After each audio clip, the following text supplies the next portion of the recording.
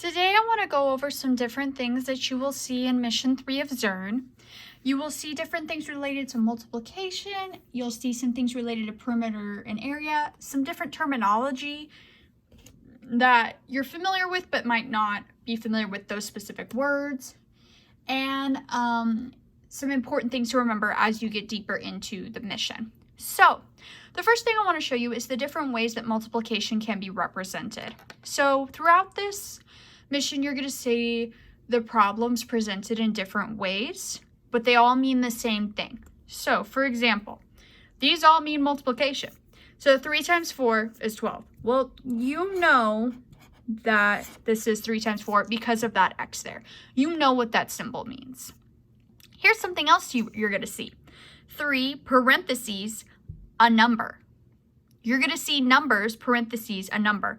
This means multiply 2.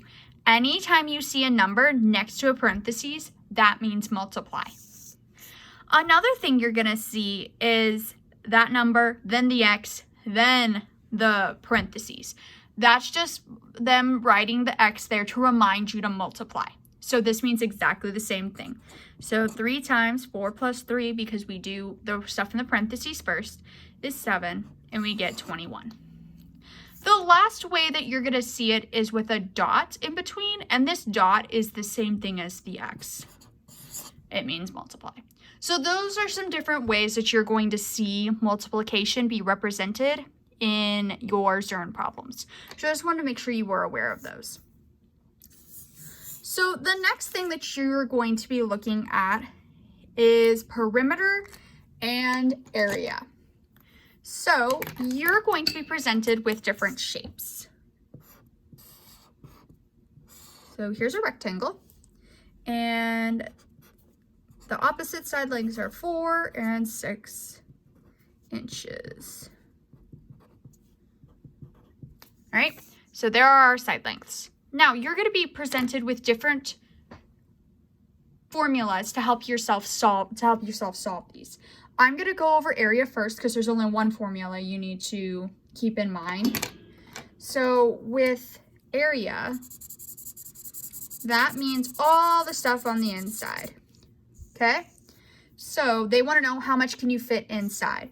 So for area, all we have to do is length times width. So which side is length and which is width? It doesn't matter. You could say this is the length, this is the width, this is the width, and this is the length. It really doesn't matter because you're multiplying, and with multiplication, we know that it doesn't matter if you do 2 times 3 or 3 times 2, you're still going to get 6. It doesn't matter what order you multiply the numbers in. So I'm going to go ahead and solve this. Area is my length, I'll say is 6 inches times 4 inches.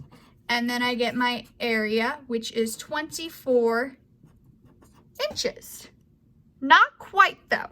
So when you write area as an answer, you're going to call it the units squared. So you're going to put a little tiny 2 up there.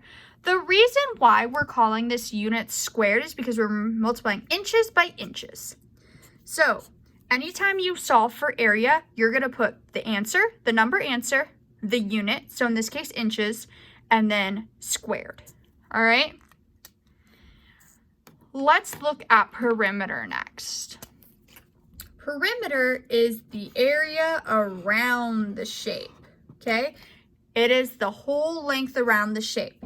So Zearn is going to show you 3 different formulas for this. Now, you are more than welcome to use whichever one you want to, and they tell you that in Zearn too. They're like, whichever one you like.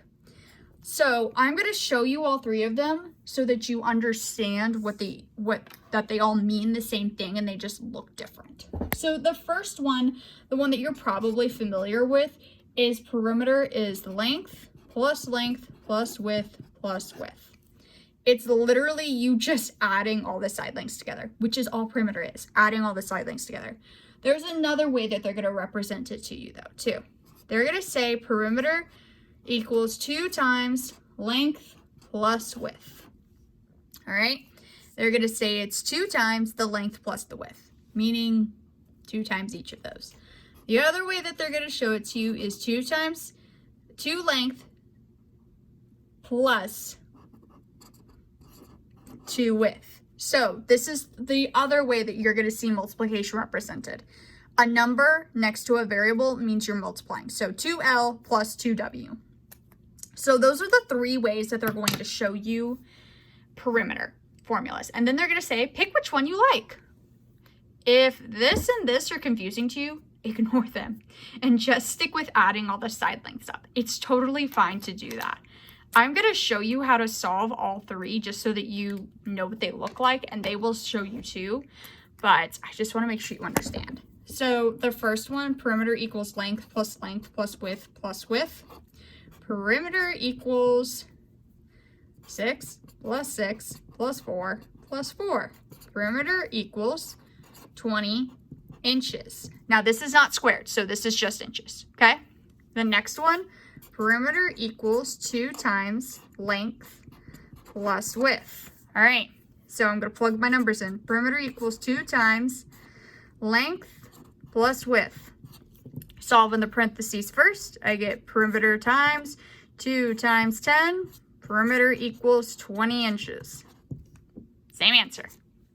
Okay, the last way, perimeter equals 2 length plus 2 width. All right. I get perimeter equals 2 times 6 plus 2 times 4. Perimeter equals 12 plus 8. Perimeter equals 20 inches. So no matter what you do, you get 20 inches. So don't get stressed about it. All right. I'm going to go ahead and flip this over, and actually I'm going to do it right here for you. It's going to be small, but we're going to go ahead and do another practice. So I've got this itty bitty shape right here for you. So I have 1 centimeter on this side and 3 centimeters on this side. Go ahead and solve the area first. So here is the formula for area. So go ahead and try the area first. All right, so area is simply length times width. Area equals 3 times 1. So area equals 3 centimeters squared. Bingo. All right. So the next one you're going to do is the perimeter. Find the perimeter of this shape. Here are the formulas. Pick the one that makes the most sense to you.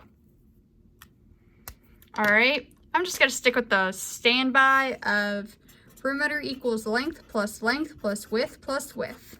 And remember, it doesn't matter what order you add these in.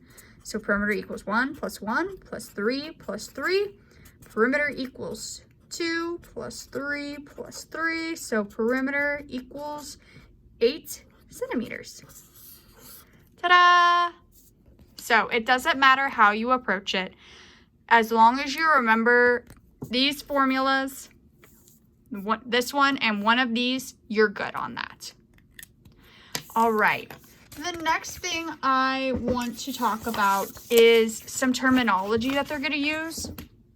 They're going to say the words unit form,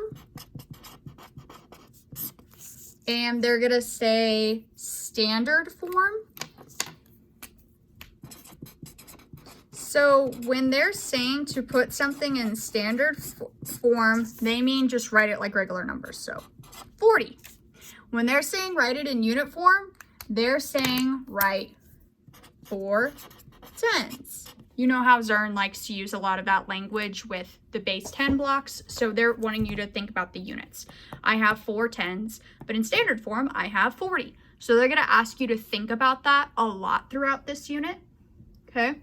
So remember, when they say things like unit form is 4 tens, standard form is 40, just remember that they're the same thing. They're just focusing more on the place value forms or more on how it looks like in regular numbers.